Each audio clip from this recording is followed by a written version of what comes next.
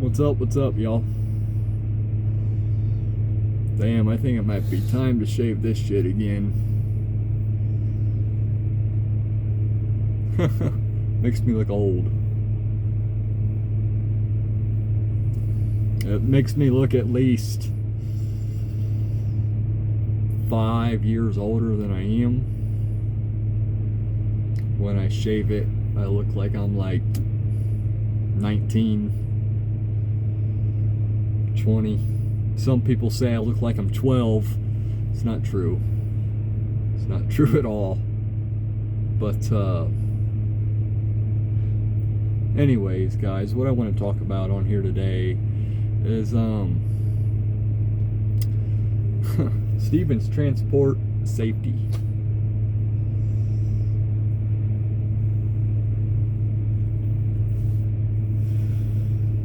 Stevens transport safety. I want to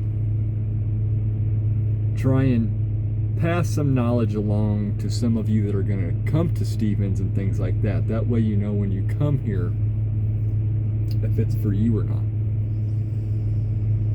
Because when I tell you our safety policies and procedures and some other things, you might be like, man, that company's too sensitive. I don't want to go to a sensitive company, you know.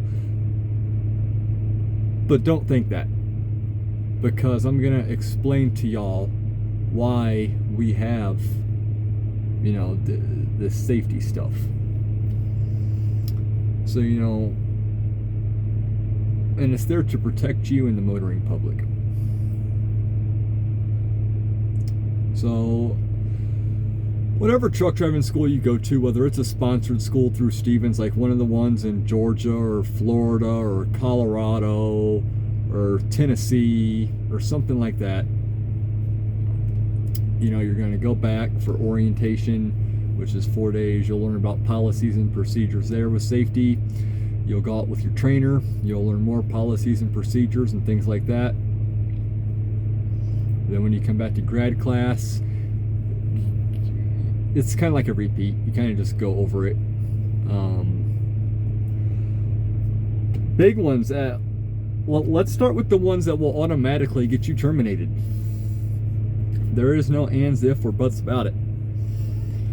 Number one being we have a no U-turn policy. Okay, so what that means is you don't make a U-turn. Pretty simple. You do not make a U-turn. If you pass, let's say you're supposed to take a certain exit, or you're trying to get to a shipper receiver, or you're going to a truck stop and you pass the driveway for the truck entrance, right? You're not going to go down the road and make a U-turn in the middle of the road and come back. What you're going to do is go down, just, you know,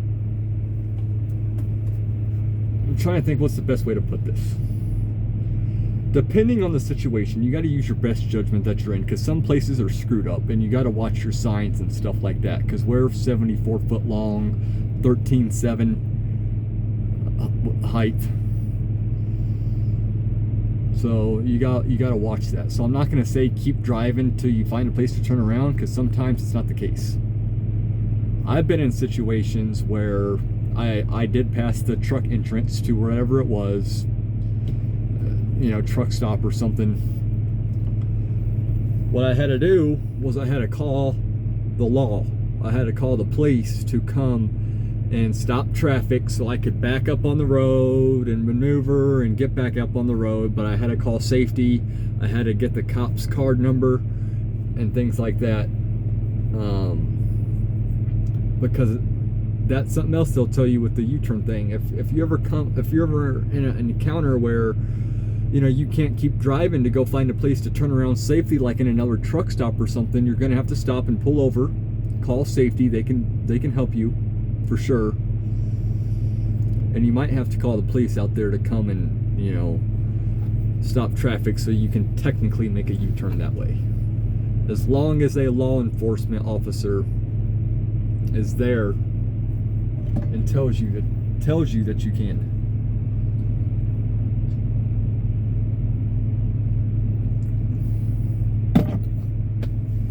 So that's one. We don't make U-turns here, no matter what. Trust me, guys, I've been with this company 2 years. You know how many times I've missed my exit or my turn in for truck entrance or whatever. It's okay. You know, it can be a little panicking. It can be a little, you know, because you don't know what you're getting yourself into. If I miss my turn or my truck entrance and I keep going, I don't know what's down there. You know, I don't know what I'm getting into. You know what I mean? And it can be, when you're in a semi like this, it can be a little nerve-wracking and things like that. Another one is we have a no sitting duck policy. What the sitting duck is, which again, these first ones that I'm naming will get you terminated immediately. A no sitting duck policy. So what that means is you need to do trip plans, because if you don't do a trip plan and you run out of hours and you got to park on the side of the road, you are a sitting duck. You are taking a chance of getting a run under accident. Same thing with the U-turn. When you make that U-turn, it takes a semi a good 15 seconds to completely finish the turn. Doing a U-turn or a sitting duck, you're at high risk for a run under, which means a car, you know, isn't paying attention and they run up under your trailer, which honestly shouldn't be our fault. You know, even if we are on the side of the road, you know, what if I'm broke down? You know, what if all my airbags blew? Okay, all my airbags blew, and I'm dropping my PSI drastically to where it's getting to the point to where I can't drive per se, right? And I got to pull over on the side of the road. It is a law, okay, that slow down, move over for vehicles on the shoulder. It don't matter if it's a semi, a car, a cop, a wrecker, a mechanic, whatever. You need to pay attention. You need to look at what you're doing, okay? Pretty simple, you know. But then again, I do understand that at the same time.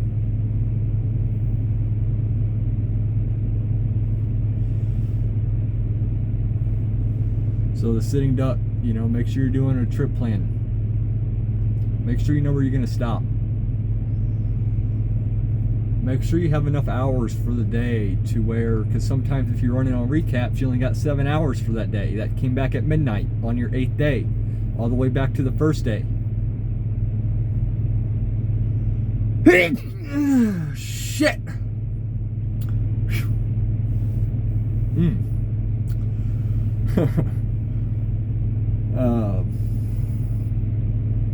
So like I was saying, if you're running on recaps and you don't have a full clock, you have to trip plan that properly and accordingly. Okay? So no sitting ducks. That goes for sitting on an on or off ramp, you know, on the shoulder and the little gravel. You can't sit on the shoulder. So that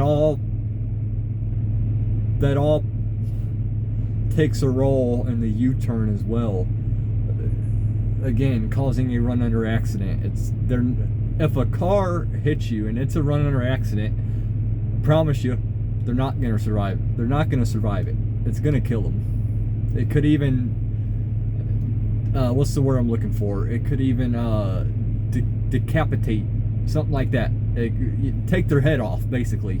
You know, them trailers are steel, man, and you know, these plastic fiberglass ass cars, dude, it'll smash the hell out of it. I mean, it'd be an ugly sight. It's something you don't want to see. I've seen a dead body laying in the road. I picked up, just real quick, jumping off topic a little bit, but since I brought it up, I might as well say it, right? I had picked up a meat load out of Dodge City, Kansas, or Liberal, Kansas, and I was going up to Hunts Point, and I was on US 50. It was kind of all rainy and dark, right? It gives me goosebumps, man. It's kind of all rainy and dark, and I remember is a 2-lane road, so you know there's constantly traffic coming this way and going this way, and you know a semi, you know people in 4-wheelers, they like to do 80 mile an hour, 90 mile an hour, so they flew past me.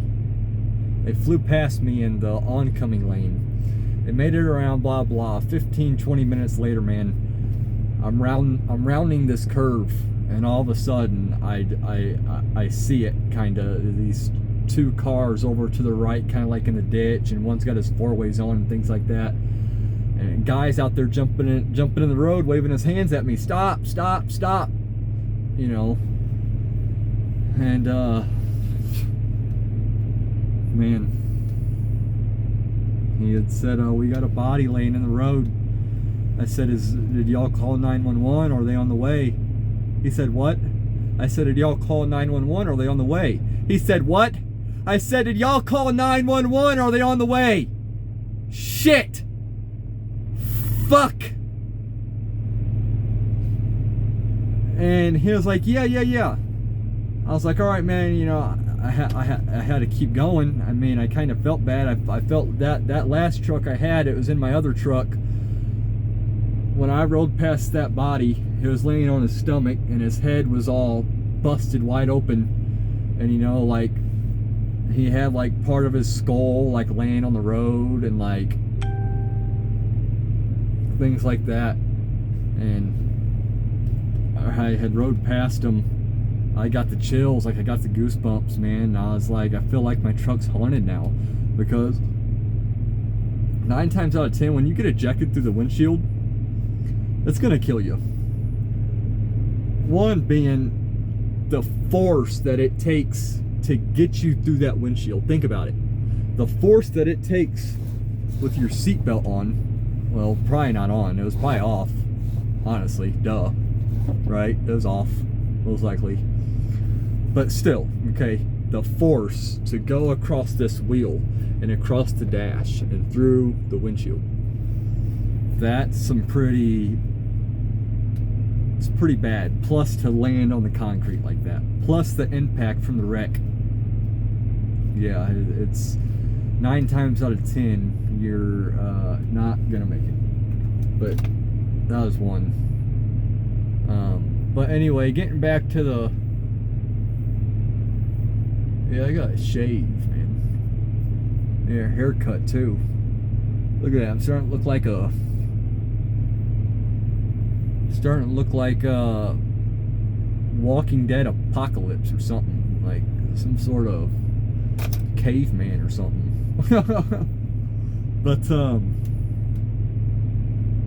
yeah, so getting back to the safety, I got off topic for a minute because I wanted to tell y'all, that's another thing I wanted to add.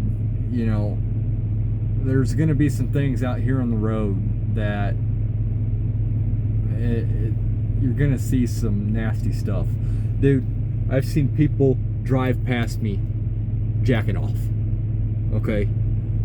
Like, literally, 4-wheelers. Like, I've looked down at them, and dude's sitting there winking his dick. Okay? Like, man, you'll see some stuff out here that's like crazy, man. It's like that dude that was jacking off, that was down in Laredo, Texas. Some kind of he was like a heavy Mexican, you know. I don't know, but yeah.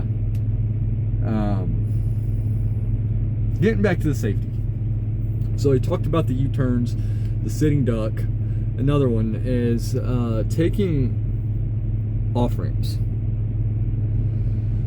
We do 10 below the posted speed limit of the off ramp and not to exceed 30 miles an hour. People tend to get that confused. They're like, huh? What? You know? Pretty simple, you know? So, if I'm taking an exit and the exit ramp says 25 miles an hour, well, I said that we do 10 below the posted speed limit. So I'd be doing 15. Now let's say I take an off ramp that says 45 miles per hour. Okay.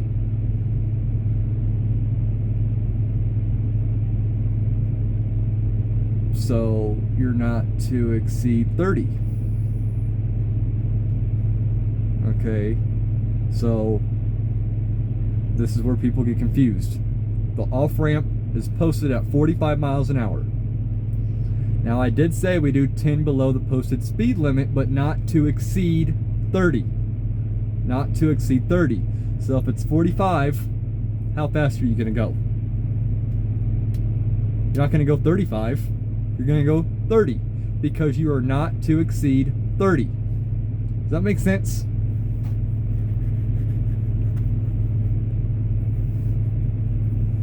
Same thing if it's 50.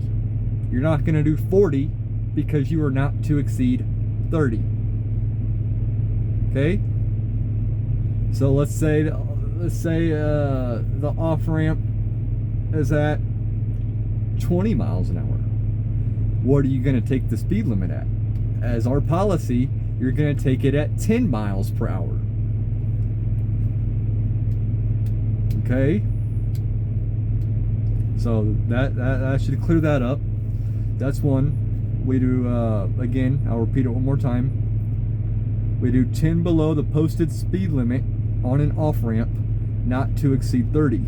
It's where the milk line meets the mustard line. So you know how when you're taking an exit, how you got the white line on your left over here, and you know where that white line meets the mustard line. The mustard line is the yellow line, right?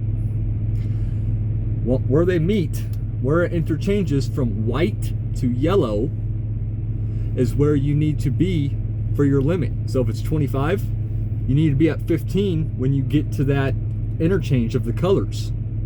If it's at 45, you need to be at 30 before the interchange of those two colors. Okay? Another one is we do not make a right turn on a red light. So even if there's no traffic out. Now, I'll admit this, I'll even say this. Sometimes you gotta have an exception. Even the red shirts and the grad class and all that, they told me this, because I was doing my little grad class test or whatever, and we had came up on a red light, and I had to make a right turn. Remember, no right turns on red. It's already been going 17 minutes, well. No right turns on red. We have been sitting there like 5 minutes, and eventually you're gonna have to go. You can't sit there and hold up traffic like that. That can also be considered, this is what safety needs to understand, that can also be considered impeding traffic. Okay? It's a fact. A state trooper will get behind you and say, what are you doing? You know, they'll hit their lights. Hey man, you've been sitting here 5-10 minutes. See, you're trying to make a right turn. You know, what's going on? You know, we got 50 cars behind you. You know, like, we're backed up 2 or 3 miles. You know, like, we need to get something going. You know, like, and so that's one. But that's very rare. That's very, listen carefully, that's very rare. Okay, most of the time, you'll be sitting at a red light like 45 seconds. Okay, it's not that bad. I mean, again, the reason why we have that in place is because it can cause a run under accident to the trailer if you make a right turn on red, because you have that oncoming traffic coming towards you, right? Traffic's going like this, and you need to make that right turn, and traffic's going like this, it can cause a run under. You see? Does that make sense? Let's see here. Our following distance in the truck, we have a minimum of 6-second following distance. We don't do that bumper to bumper, we use landmarks. So like after the car passes a sign, I'll start counting. Here's how I count. 1, 1,000. 2, 1,000. 3, 1,000. 4, 1,000. 5, 1,000. 6, 1,000. That's 6 seconds. I guarantee you, if you go back and you watch the thing on my time, we just hit 20 minutes, but it's 6 seconds. You gotta do 1/1000. Take a very slight pause. 1/1000, 2/1000, 3/1000, 4/1000, 5/1000, 6/1000. And again, we don't do that bumper to bumper, because if we did it bumper to bumper, by the time traffic comes to a stop, if we need to come to an emergency stop, we'll be on top of the car or truck or whatever it is. So always keep a good following distance in heavy traffic and moderate to heavy traffic.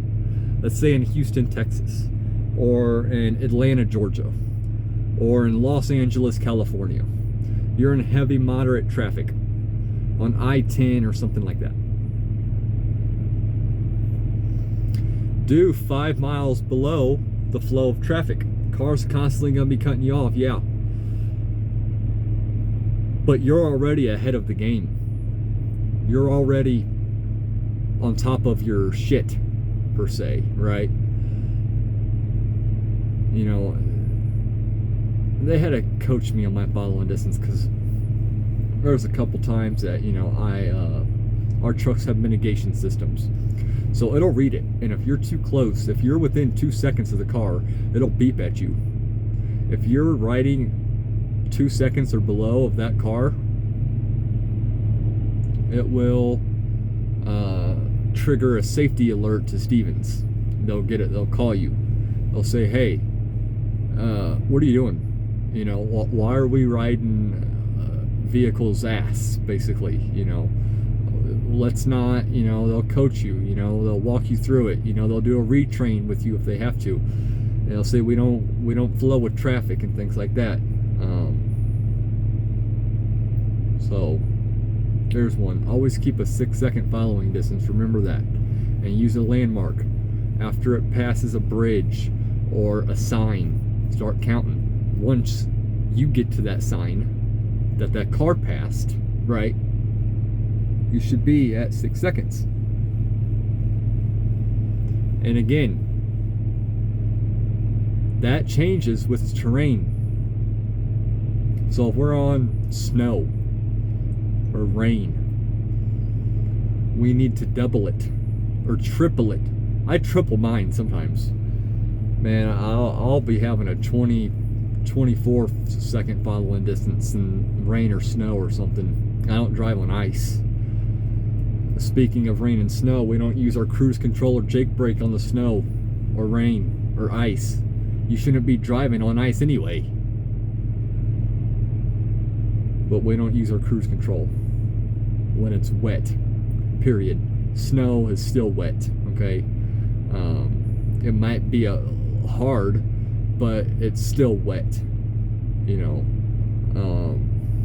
Rain is wet, obviously. So we don't use our cruise control or Jake brake, things like that. So that's another one. And construction zones. In construction zones, we do 5 to 10 miles per hour below the posted speed limit.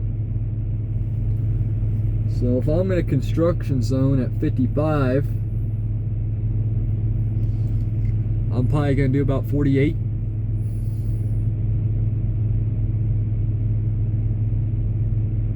It's just to keep safe, to have your guard up and things like that, you know.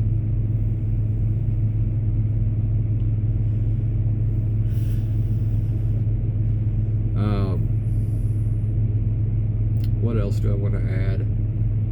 Video's been going for 24 minutes. I know I'm leaving a lot out. I think we have a total of like 28 policies and procedures. 28, I think. And it'll be in the Stevens handbook that they give you an orientation and things like that. All of our information's in there. But you need to know the big ones and important ones.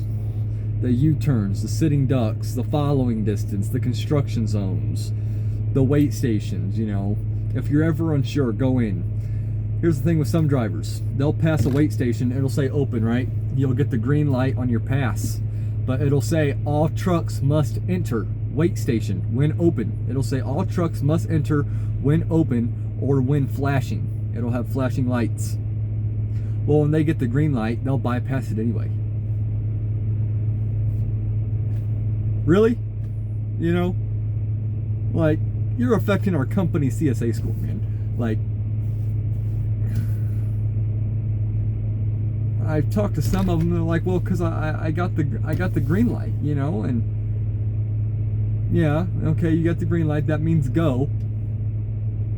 So are you only going to pay attention to that? What about the other sign? So you have two signs. You have one telling you that you're good to go. You have another one telling you that all trucks must enter when open. So what are you going to do? Well, I'm going to bypass it. I don't want to pull in when I got the green light and then look at me like, well, why did you pull in? And things like that. And I might get a DOT inspection. Who cares? You know, I do my logs right. I think. They can inspect me if they want. I don't care. You know, it's better to get an inspection than to pass it and them to come out after you, because they'll come out. I've seen them come out after truck drivers because they bypassed it, and that they'll hit their lights and everything. I mean, they're flying after the truck. I mean, they're zooming. They're like, yo, you know, like they get the truck stopped. Once they get the truck stopped, guess what? You're about to get a level 4 inspection, and you're about to get a ticket.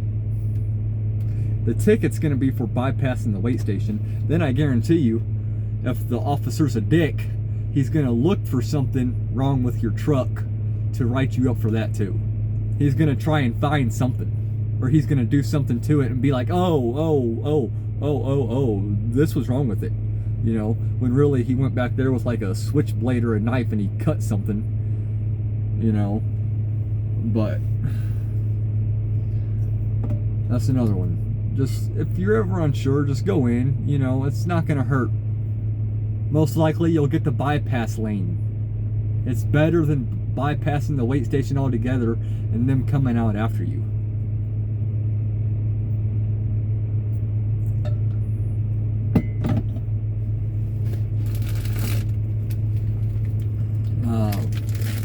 What else do I want to add?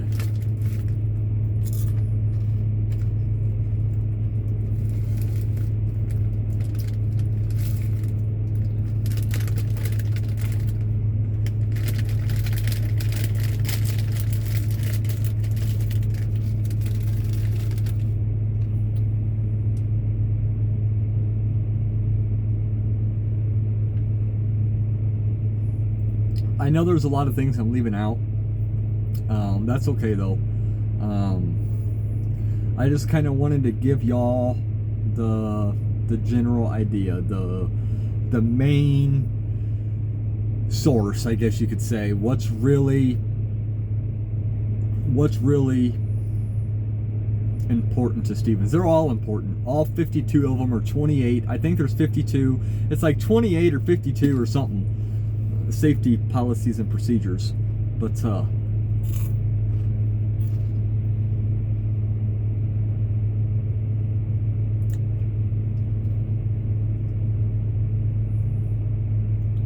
important ones are the ones that they really look at. Another thing with safety I want to throw in there real quick, guys.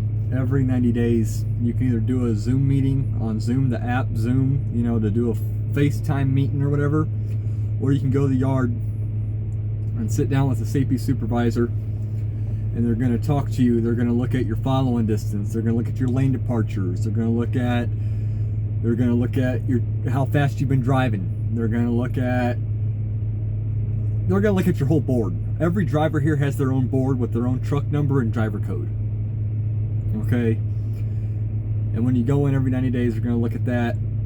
You know, is there anything going on? If there is, you know, maybe we need to do a retrain. Maybe we just need to coach you a little bit. Maybe we need to do a safety class. Maybe we need to do a VDPD.